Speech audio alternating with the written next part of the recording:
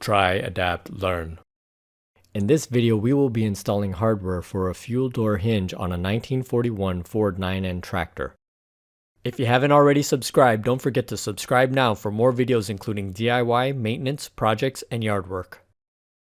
We are doing this on a 9N tractor, but this procedure can also be adapted for other Ford N-Series tractors such as the 2N tractor and the 8N tractor.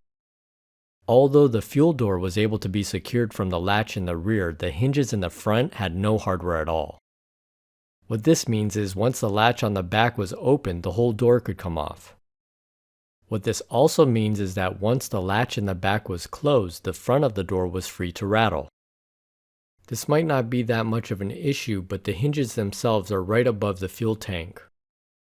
Although the fuel tank was made with dents likely to clear the hinges, the fuel tank itself on this tractor was completely loose in the rear.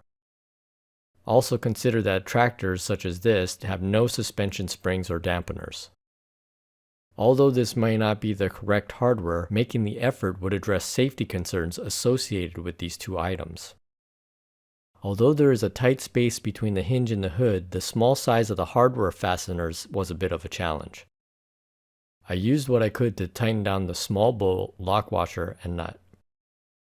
Now the bolt included a thread that was longer than needed. It would be better to have a bolt that was smooth for the majority of the length and then have the thread on the end. Now this is because the opening and closing of the door will just wear the thread at the point of friction. I will likely look for some new hardware the next time I'm at the store, but until then the door is secured. Once again, although it was a relatively simple process, it was another small step of progress. As I make new videos, I want to share them with you, so subscribe now. Also comment, like, and check out some of the other content on our channel.